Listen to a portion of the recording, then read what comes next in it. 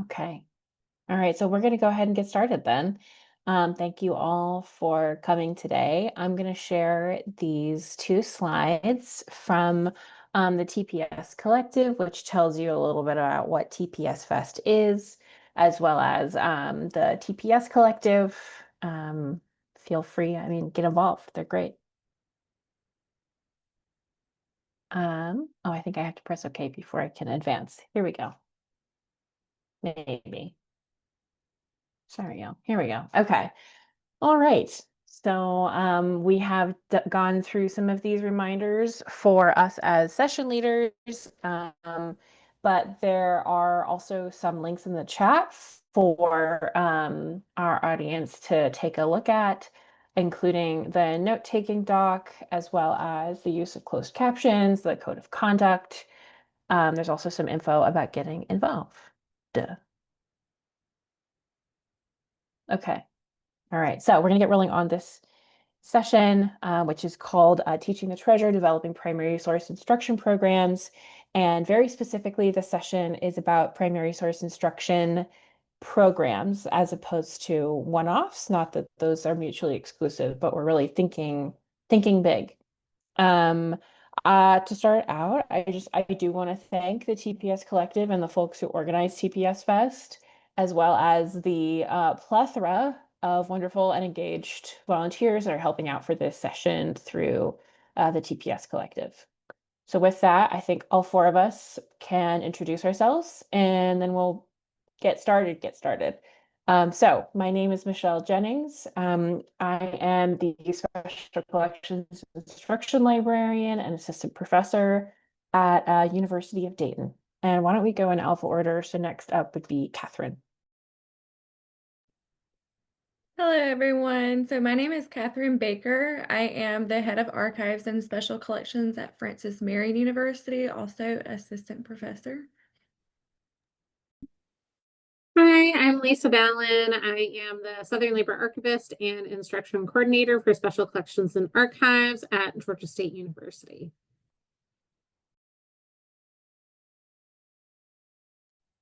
Hi, I'm Tara Wood. I am the Instruction and Outreach Archivist for Special Collections and Archives at Clemson University, and I'm happy to be here. Cool. Thanks, everyone. All right, so let's run through what we're going to do today. This session is primarily a roundtable. So I'm going to talk you through the original proposal for this session in order to frame up kind of how the rest of the session is going to run. But each of us is going to offer a brief kind of sketch or snapshot of our institutions as well as our instruction programs in order for us to kind of share wisdom that will also come through in the questions that I have prepared for today's roundtable speakers. And then we will leave some time at the end for audience Q&A. Please feel free to ask clarifying questions, ask for more details, whatever it is that you need to start or sustain your instruction program. Okay, so this is the slide that I think of as the promise of the premise.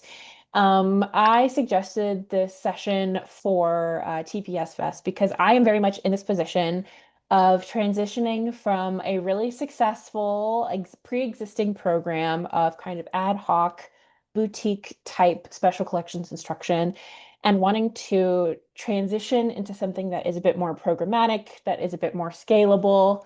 And honestly, the purpose of this roundtable is for me to be incredibly selfish and get my questions answered from folks who have been doing this for a little while or who are also starting out in order for us to share knowledge and tips and all of that. So that is why I am moderating this roundtable. The questions that you see are my questions. And I might have to end them a little bit early, and that's okay, because I also want to make room for all of your questions and the things that you need to know for your program. Okay, so I'm going to start out by offering my own kind of institutional sketch, just to let you know where I'm at. I work at the University of Dayton. It is a private Catholic university in Dayton, Ohio. It's primarily an undergraduate campus, but we also offer doctoral programs as well as a pretty large research institute as well. We have about 11,000 FTE, so we're kind of smaller to mid-sized. This is primarily undergrad, like I said. We were recently granted R1 status in the Carnegie classification, up for discussion, you know. Now, the collections that I work with, we have 3 collecting areas, and by that I mean almost completely separate departments. We have our university archives and special collections, which includes our rare book collection, and most of what I would call our, let's say, non-religious or secular materials. I personally work out of the Marion Library, which is considered and possibly is the largest research library devoted to the study of Mary, the Mother of Jesus. But this is a vastly large geographical collection, materials like holy cards, as well as artwork and rare books. We also recently merged with the U.S. Catholic Archives and Special Collection, which primarily serves our religious studies department. So like I said, like it says here on the slide, I primarily work out of departmentally the Marion Library simply because it is the largest of these 3 collecting areas. But the purpose of my role, which was just established in the last year, or which I started in the last year, is to actually teach across all 3 of these areas. So in terms of thinking programmatically, I'm also thinking about inreach to other units in the library, and also trying to figure out what to do with not working out of these collections and not having that high touch, intimate kind of relationship with the materials. So our instruction program, like I said, for our size, it was already quite robust. We teach about 40 sessions a year and reach about 750 students. As you might imagine, we do collaborate a lot with religious studies, but we really try to emphasize that, especially with our religious collections, these are just like any other special collection, items with cultural and historical context. So we also work with art and design, English, music, teacher education, and history. Again, primarily undergrads, with some select graduate classes. And I'm calling our status in transition in so many ways. I don't even have time to list them all, but our program is in transition from, hey, you come to me, you want a class visit, we design something around your class, to something that is a little more scalable, like I said. Okay, next up is Lisa. So a little bit about Georgia State University. We are a public university. We're part of the University System of Georgia. We do both undergraduate and doctoral programs across 5 campuses. We have approximately 52,000 students, so I believe we are the largest university in Georgia. I work on the main downtown Atlanta campus, where we have about 35,000 students. We are the #2 public non-for-profit university to grant bachelor degrees to African Americans. We are majority minority students. We're also majority first generation students. And we have been for the past, I don't know how many years, but we're a national model for student success. And we've been ranked #2 by World and US News for innovation. And we are R1 university.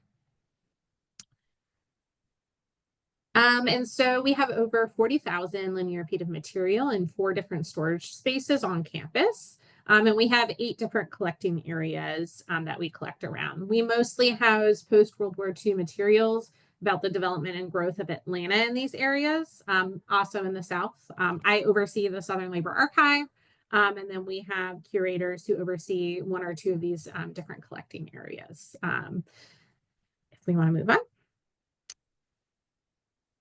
So our instruction program is pretty robust. This past academic year, we did 96 sessions, which came out to around 135 hours of actual instruction and over 3,000 students.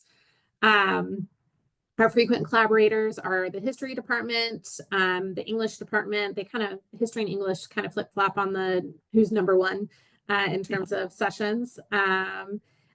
We've done some really interesting public health instruction, and then have worked with some art classes as well, but we've also kind of span the disciplines. They kind of pop up and stay for a while, and then that instructor leaves and someone else comes in. We mostly do undergraduate instruction, but we will do some graduate classes. We're pretty well established. When I was hired in 2019, I was the first instruction coordinator. Before that, we were pretty ad hoc. It was just up to the various archivists to do their own sessions. I think we were doing around 20, 25 sessions a year. When I came in, I established a forum, I established procedures, and we've grown by 220% the past 3 years. And so my role is coordinating all the requests. I teach about half of the sessions, and then our other 4 archivists teach the rest.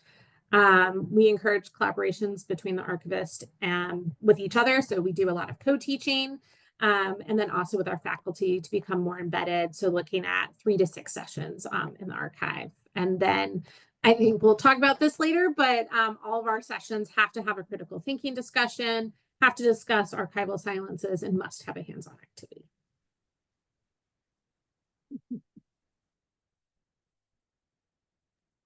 Okay. So hi again, I'm Kat Baker, just as a little reminder, and I'm with Francis Marion University, which is going to be the smallest of the 4 institutions that is presenting today. We are a small public state university, what most refer to as like a small liberal arts university, with primarily graduate or undergraduate students. We have a few handful graduate programs that I think we are trying to get the ball rolling on, but primarily we serve undergraduate students. Our enrollment's approximately a little bit over 4,000 students. And we do not have a Carnegie classification. But yeah, and so a little bit about our collection. So all of our collections actually fit into a single space up here, and that involves the university archives, rare books, and manuscripts, which I oversee all of that. We have approximately 2,500 linear feet worth of materials. Some of the main subject areas that we tend to collect in is going to be local history and regional history. We try to kind of see ourselves as like the regional collector on the area called the PD region of South Carolina. We also collect materials, of course, related to the university's history and materials related to the namesake of the university, which is General Francis Marion. So that involves a ton of Revolutionary War area materials, specifically for South Carolina. So our instruction program is pretty brand new, as well as me being brand new to this position. In the past, the archivist that has been here did maybe 1 or 2 workshops during an academic school year, but I kind of wanted to branch out, develop those connections, and create something more engaging for students and more sustainable, I guess. So this was our first academic school year actually offering sessions to classrooms. We had 5 sessions with about 67 students, all encompassing. Our primary collaborators are history, English, and the fine arts department. History certainly being the biggest one.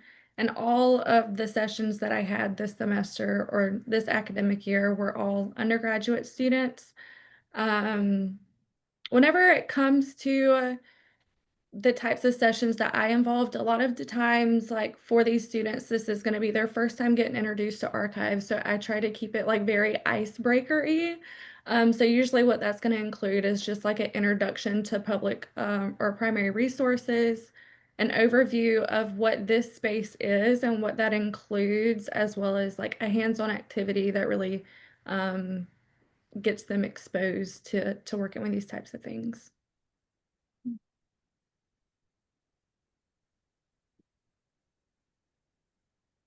Okay, I'm up. So again, I'm Tara Wood, the Instruction and Outreach Archivist for Clemson University. We are, I'm sure a lot of you have heard of Clemson, and it is pretty wild how much they are into their football here. We have sort of like Memorial Stadium's kind of a cathedral of a type. Any case, we are a public institution. Undergraduate are the largest number of students, but we have master's and doctoral programs as well.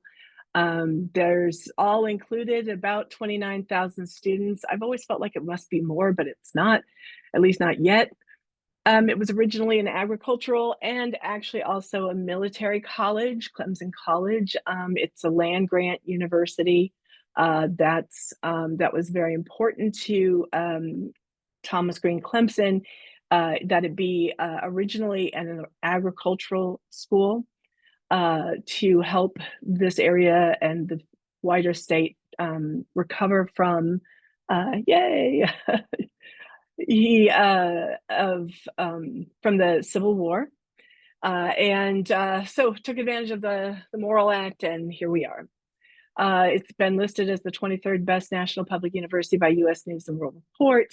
Today, we have a decidedly STEM emphasis, but we do have all the humanities and social sciences and so forth. And we just recently, I realized I didn't put it on here. It's still brand new because we haven't even had the first class show up yet, which I believe will be in fall of 2026, the new veterinary college, the only one in the state now. That's exciting. That's actually also one of the things we have begun doing more collecting in. So we are Carnegie classification R1. That is still relatively new, I would say. We got that in 2016.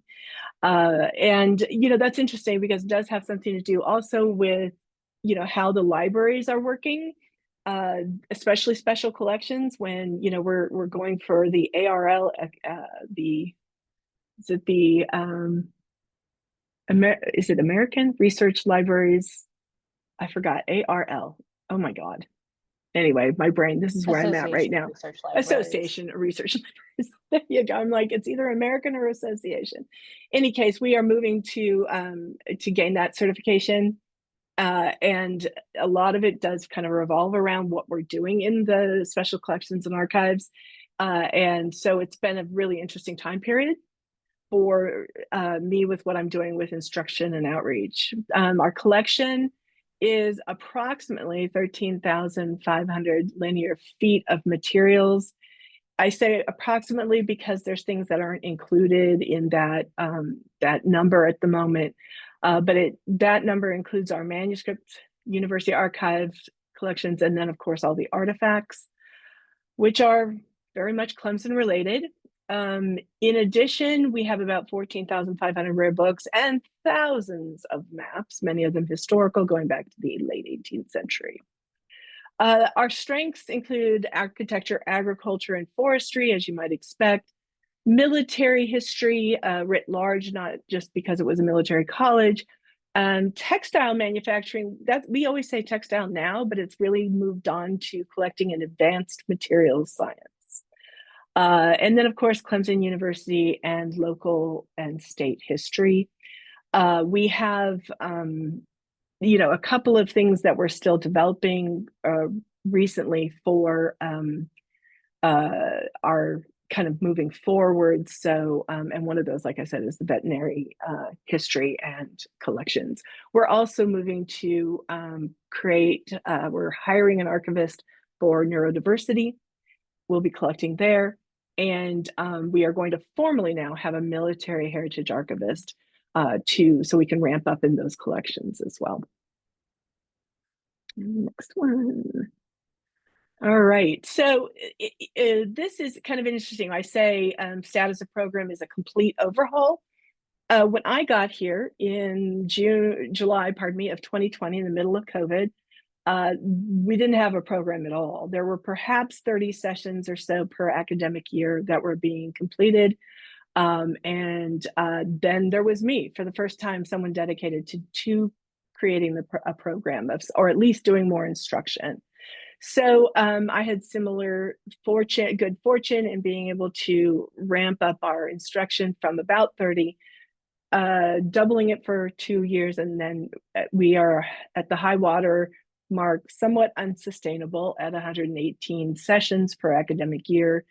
working with about 2,300 students per academic year. I say unsustainable because I'm the only one doing it. Ouch. We primarily, just like everybody else, English is one of our main collaborators in instruction.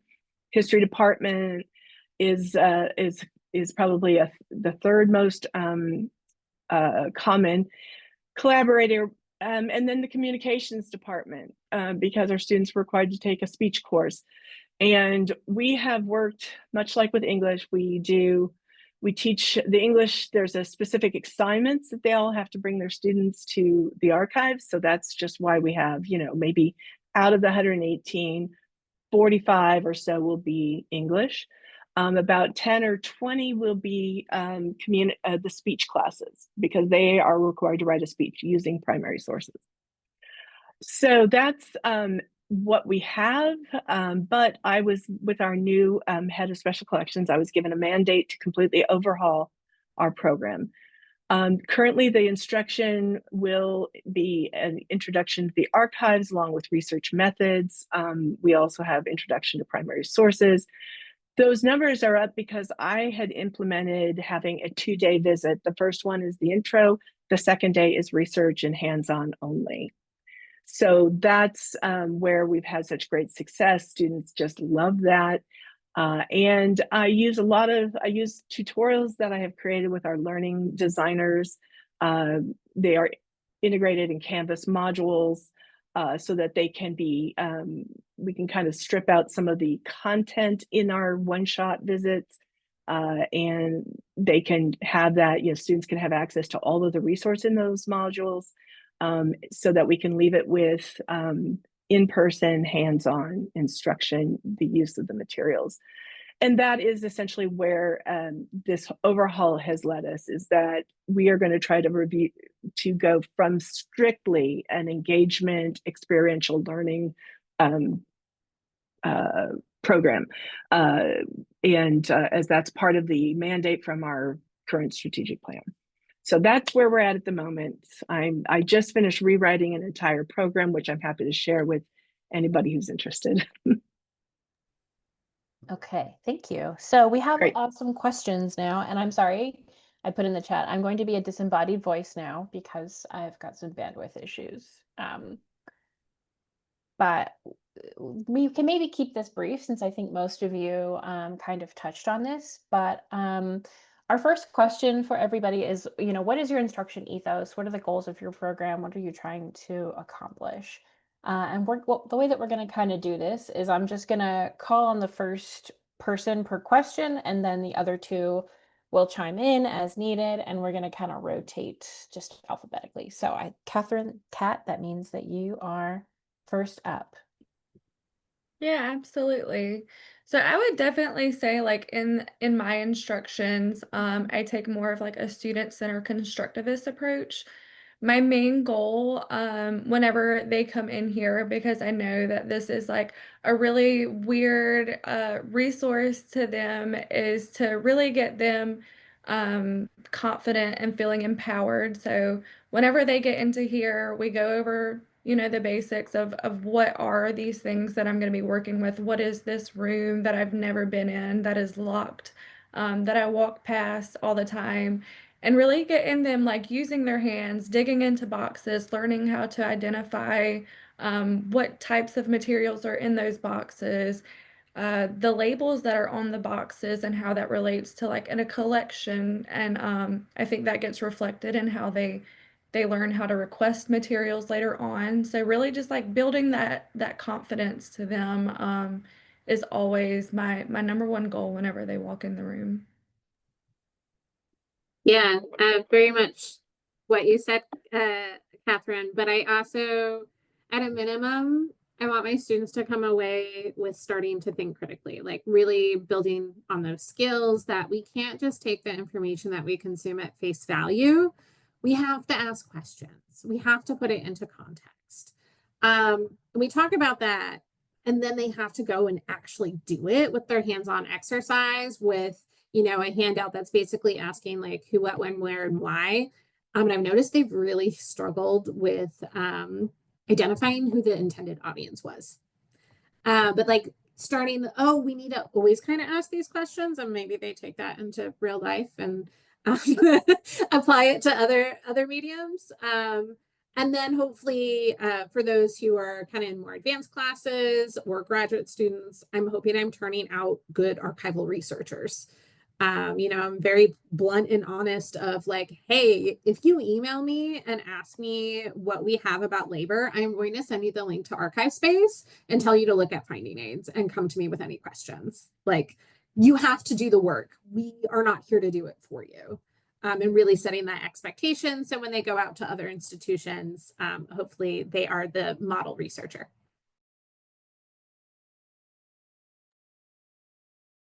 Awesome. Tara, do you have anything to add? There we you're go. muted. There you Sorry go. about that. Yeah, I was like, I think it's me. Okay, so instruction ethos, I'm taking that sort of as the, sort of inclusive as much as possible. I know some people are trying to avoid those words. I want to make, but I'm in that case, I mean, in the, I've taught at college level for 25 years at this point, libraries that I'm new to, though I got my MLS much later. So I like to be making certain that my presentations, my tutorials, everything I provide will work for a variety of learning styles. And also taking at least as much as I can, sort of cultural and intellectual sort of biases and backgrounds into account. As far as the goals for my program at this point, it's really interesting having to write a mission statement for an instruction program in an archive. And I've done that. I'm not sure I'm happy with it, but it's a work in progress. But that kind of instruction where, as Lisa was saying, you want to turn out really, researchers who have the skills, or at least the beginnings of understanding the skills of a researcher. So when I say that we've moved to engagement entirely, same thing, going to have the boxes there, going to have the artifacts and a variety of things, often customized to the particular class, obviously. And then we start working through using maybe the worksheets that NARA, the National Archives and Records Administration, provides for students being able to analyze historical resources and so forth, so that all those kinds of questions about you're right, what's the purpose of the document, can be really, really hard when you're looking at a piece of clothing, and so the goals are engagement, hands-on, so that they can work with the materials that I've given them to interact with online, tutorial or whatever, so that it's reinforcing all of that content that they have in their brain, but they don't know, but they're translating into action. So at this point, that's my number one goal. Awesome. Thank you all. I do have a follow-up question, but I think I can roll it into the next question. Yes. Okay. So the next question is, what kind of instruction do you offer? Again, I think some of you already spoke on this, but I think in particular, the follow-up question I had for this question, what are your goals for interacting with faculty, or how do you make the options of your program apparent to faculty, really getting at outreach and communication outside of just with students or researchers?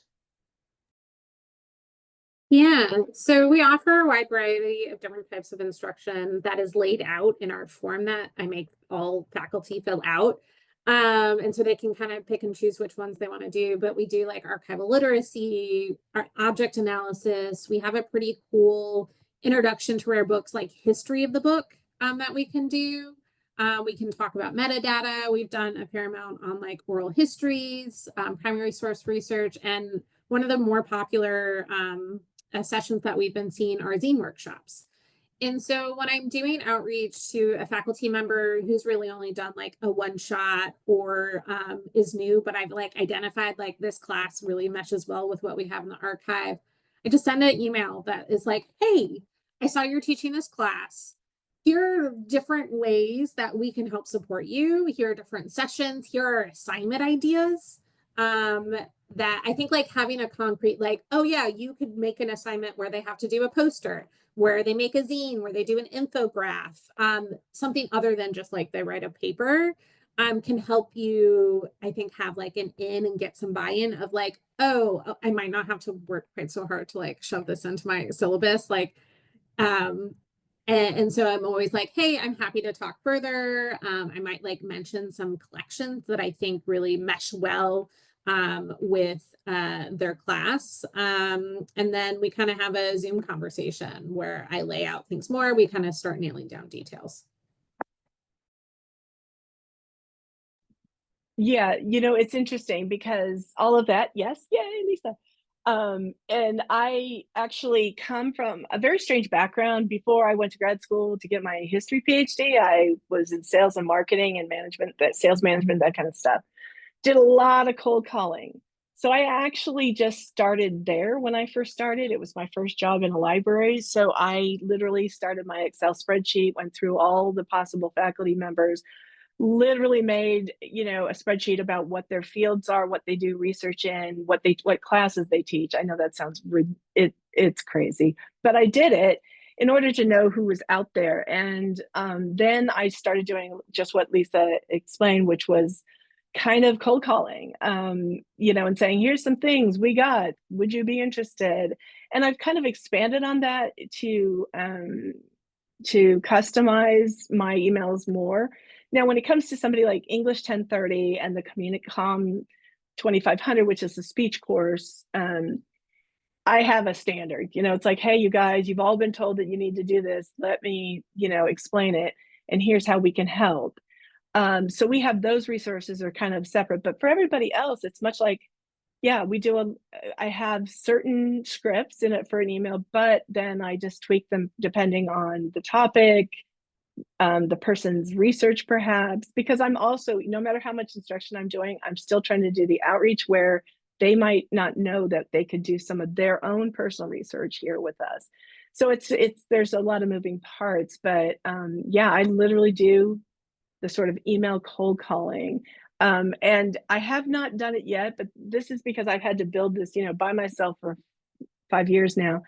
I have lists of where their offices are, and I'm not gonna be a stalker here, but I am gonna go to their office hours eventually. I know that sounds a little stalkerish, but I figured this way I go and I talk to them about, not like, hey, I'm not cold calling to make them come, but to find out more about what they're doing so that we can get them on over to special collections. It's a little bit daunting at the moment because it's a big university, but that's kind of where that's always been another thing on the back burner. So I think that's I how I, yeah. have like a unique like opportunity here because my university is so small where a lot of my discussions with faculty become very personal. Like I have these personal relationships with my faculty here. I'm also liaisons for both the history and the fine arts department. So these are people that I interact with personally. And I have found that the biggest thing that works for me as far as like getting professors to come into here and bring their students is identifying with their own research and what their interests are. Because like I'll be in a conversation with so and so from history and they'll talk about, like their interests. And I'm like, we have these materials in the Arundel room. I would love for you to come and see them. And then they come and then I tell them about like bringing their classes and everything. Um, and then I have some that like reach out to me just because of the types of classes that they teach. Like I know we have a local and public history class that they do mandatory assignments in here. We have a Black history class that has mandatory primary resource requirements for their classes. And another thing that I've tried to advocate for as a reason for them coming in here and working with these resources, as opposed to just looking at the Library of Congress and seeing what's online, is really like kind of having that conversation of teaching archivally and teaching with primary resources and doing those different kinds of research. And I think whenever I have those conversations with faculty in relation to instruction and getting students in this room, I think that has been a game changer for like outreach. Awesome. Thank you all. Let's go to the next question. And again, some of you already touched on this, so we can maybe make this answer a little bit shorter because I know we have some juicier questions in here. But just really quick, what is your process for handling instruction requests?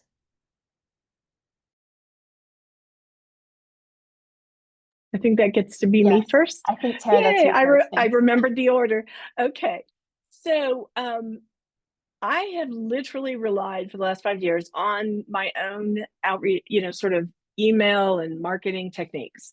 We did not have, I mean, we had the requisite page on our main page saying, contact us at wherever, but only just now have we now put in an actual, scheduling form that can be filled out online. So, so now that is how that's going to go through. Otherwise, it all came through me or through the main sort of archives at clemson.edu. But since it came directly to me, it was, I handled it from there on out. I do occasionally have some of my colleagues will help me with a few of the instruction sessions, but up until just a couple months ago, month or two ago, we didn't have that form, but now we will. It'll be, there's a lot of information about times and days available and that sort of thing. How much we are now going to actually enforce we need to have at least a certain number of weeks in advance and that sort of thing. All the stuff that we probably should have been enforcing before that I know a lot of you probably already do. So, but that's, our process will now become more formalized. It's still all, scalable. It's still all customized and everything. It's just that now it will be just all in my head and on my calendar, which I think will be a good thing. So I know for us, like, because we already have kind of like a normal library instruction program and process that has been implemented, and archives and special collections for me in my case is also tied up with the library. We have a smaller faculty here as well. And since all of the requests for normal library instruction already go through somebody else here in the library, it kind of just got tacked on to the library instruction form where you could select a special collections and archives option for that. I know somebody in the chat asked what platform was the form on.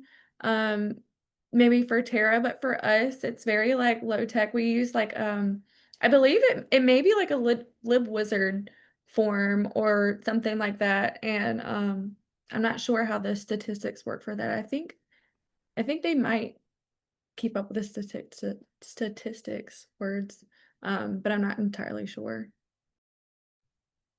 We originally started with a web form when I first started, but it didn't collect statistics and there was no way to go, like I would just have to scroll through my emails to find the form that I was looking for.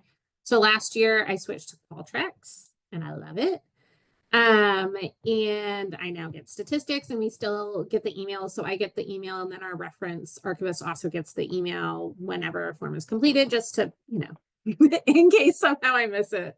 I rigorously enforce everyone must fill out a form. I refuse to entertain sessions that have not done it. And so the form is what kicks off me scheduling a session.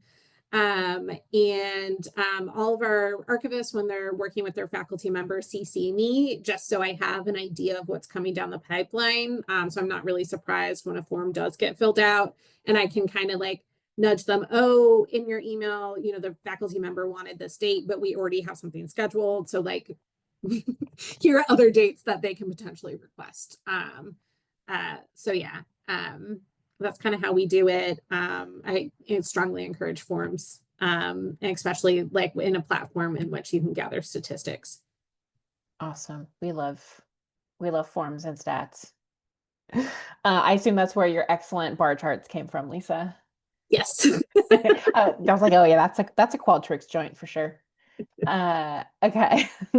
Okay, I think we're getting into the juicier questions now. And I do just want to say, for those of you who are asking questions in the chat, that's awesome. I will, when we go to audience Q&A, I will just kind of recap that for the sake of the recording. But do feel free to ask those questions in the chat, and panelists also feel free to respond.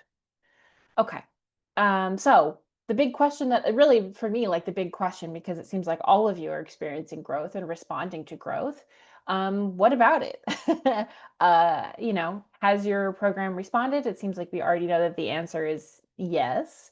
But can you talk a little bit? And I know, Tara, you already kind of went into detail on this, about how you've kind of overhauled your program. If you have anything to add, feel free. But here, I think we're going to start with Catherine, and I know that the growth is fairly new, so feel free to add or not. We can always move on to the next question. Yeah, absolutely. I'll make it quick, because like you said, like this is really a new program for me, so I haven't been able to kind of see the year by year checks yet. But it's definitely got off the ground running, for me at least. And I think the biggest response to us is just like implementing formalities to it, like adding that as an option on library instruction rather than just an email to me or like an informal scheduling and that sort. So definitely just like kind of getting it established, and it's picked up for sure. Kind of seen an insane growth the past 3 years. We've grown by 220%. And it kind of, we've kind of all been like, "Ugh." On one hand, it's amazing. We're getting into a lot of the US history survey courses, and they're bringing their class in for multiple sessions. There's an assignment they have to do, which I love, but we kind of got to a point where it's like we can't customize for each one of these US history survey classes. It's just like it's too many boxes we have to pull. It's too hard on like our back end, on our staff members who are the ones who are having to pull all of these boxes. We run out of carts. Like, it became a thing where we realized we were at capacity.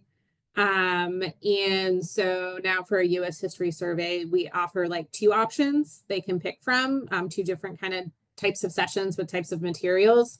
And we're not going to deviate from that, which does free us up to do some more customizable sessions with other classes. That's kind of how we've responded to it. We've been having a lot of conversations on like what is our maximum capacity, and then once we reach that, what do we tell faculty members? And we've kind of said, hey, email our dean, email the provost, say that we need more resources. Like make your voices heard that like you love the instruction that we offer, but you are disappointed that, we don't have the capacity to handle everyone, and maybe we'll get another person. I don't know. That's where we've landed. Awesome. That actually does roll in really well. Unless, Tara, you have anything you want to add? just real quick. It's funny because yes, we've obviously responded to growth, and in part we're responding by pulling back to as my boss said, we want quality, not quantity anymore. So yes, we're very much aware of what Lisa just talked about. And it's interesting because everything that we've talked about does move towards creativity and engagement, and smaller numbers of students and so forth. One of the things that I've been excited about, as far as now that we're kind of scaling back, we're going to try to figure out really what our carrying capacity is until they get me somebody else to help. I have started working on with the smaller groups where courses to do creative things, like with the creative writing program. I've got three of the instructors that I'll be working with this coming semester, to gather up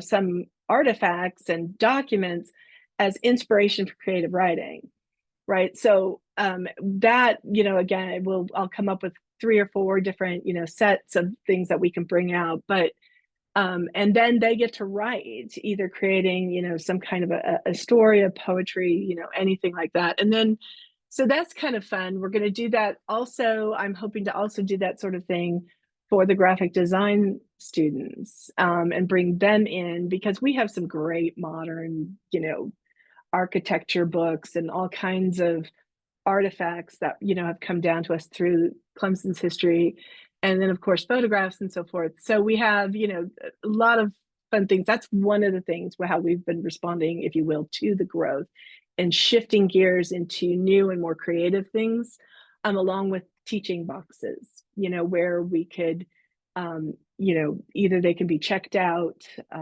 with artifacts and items already inside, and the accompanying materials that they would need, so that the instructors themselves can teach this,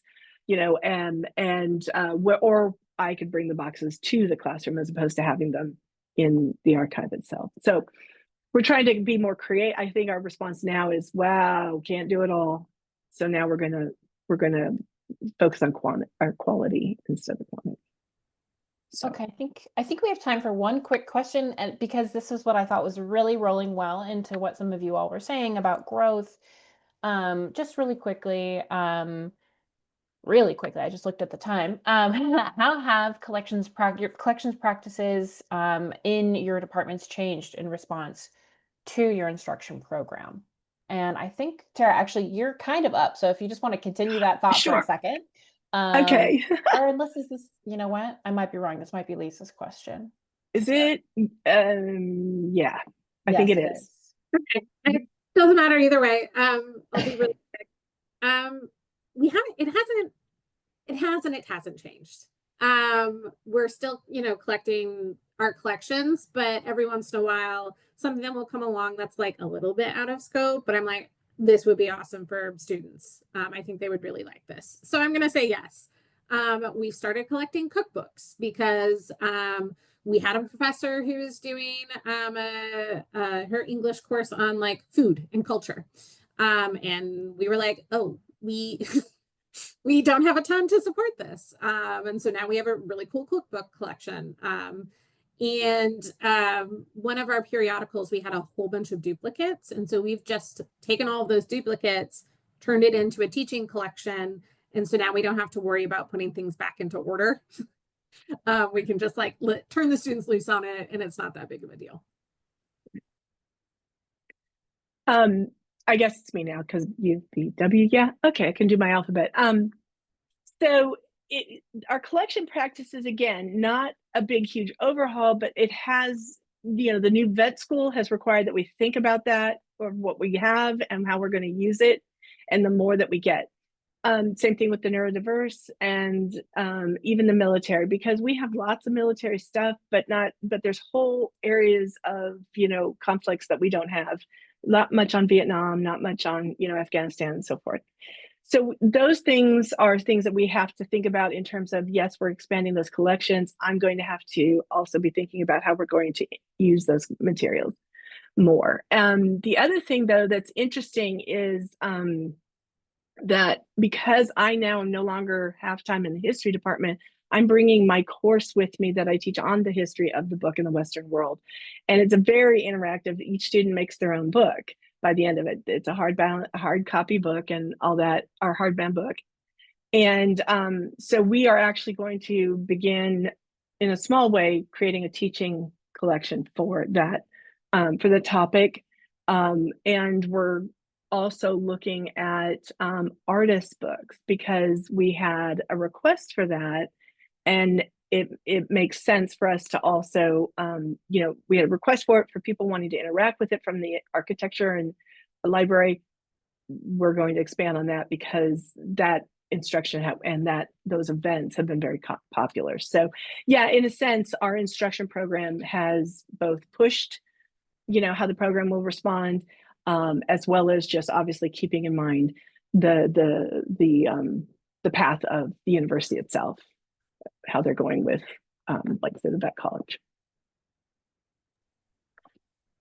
I don't have too much to add on this just yet, but I will also say that like part of revitalizing this space for us, while developing these sort of programs also looks like revisiting what our collection development policy looks like for this space. And so I am redoing the whole thing at the moment, this past 2 weeks, actually.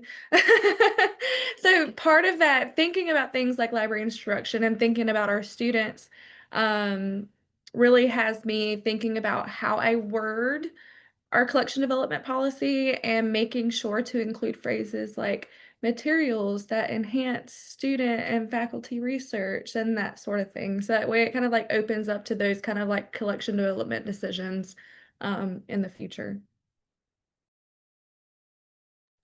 Awesome. Thank you all so just much. real quick, and the Oh, same yeah. thing, Catherine, is that we just finished a few months ago rewriting our collections development policy, because all of those moving parts, it's the same sort of thing. You have to think about all three, outreach, instruction, and along with the collections development. So got the same thing.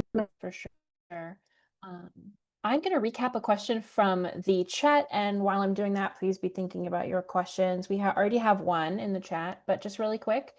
There was a question earlier in the session, do you work with your library subject librarians? There was basically some answers to the degree of yes, sometimes, to some extent. It can be a little bit tricky because of working across different departments.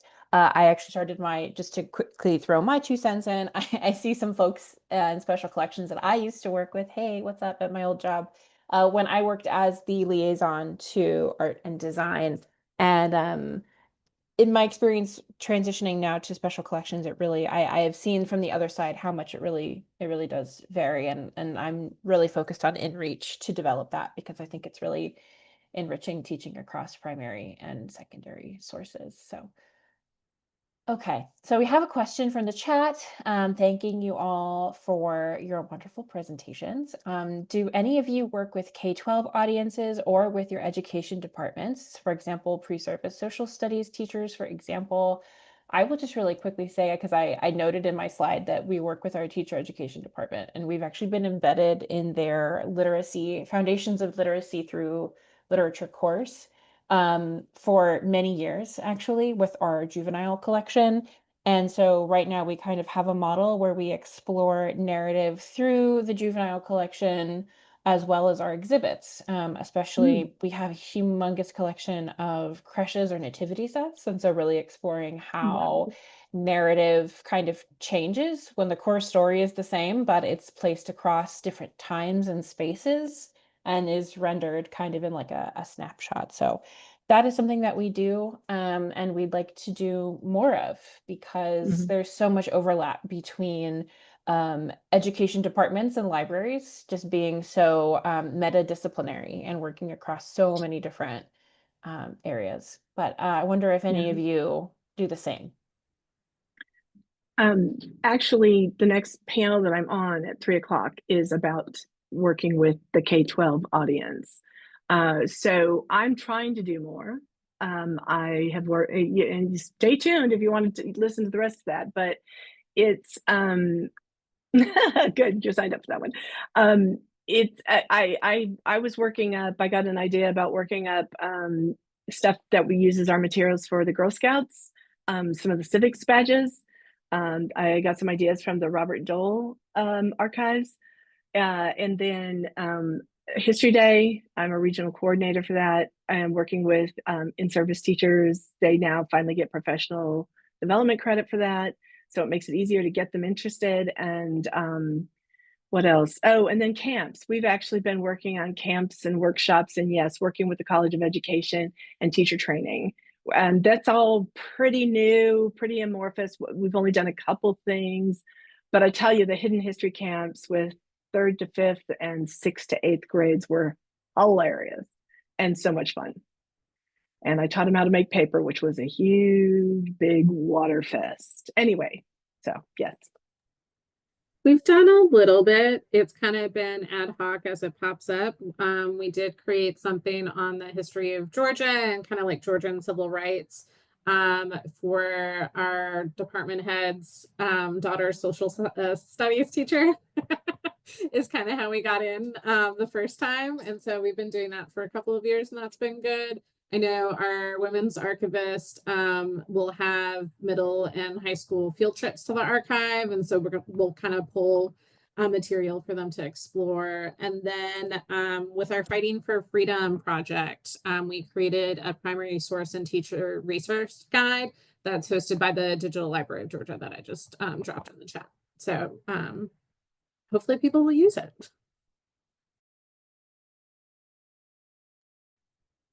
Cool. I will also add, I forgot, I totally forgot like a major, oh, we have 10 minutes left. Thank you.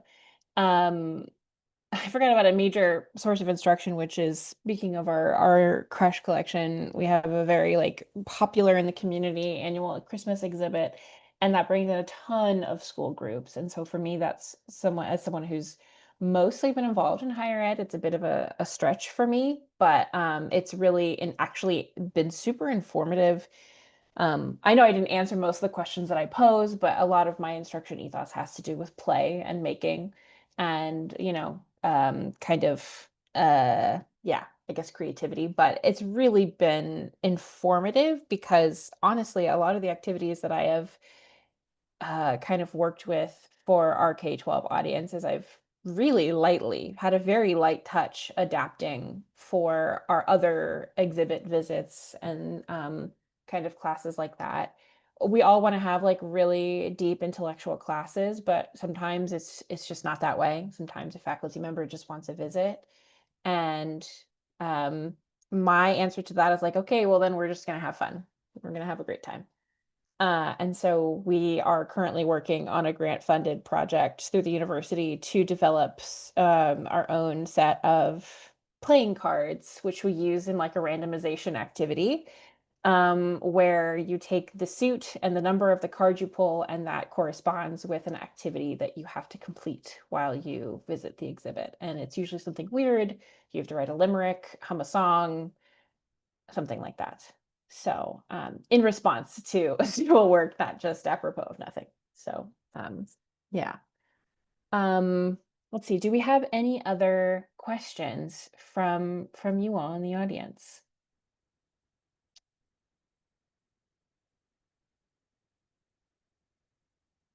We are at like a minute to the hour, so maybe I will let folks go, I don't know, have a snack, get some water or what have you before the next session. I think we were scheduled for 60 minutes. So, yeah. Hi, Greta. I miss your face too. I'm sorry. Here, I'll put it on right now. Thank you all very, very much.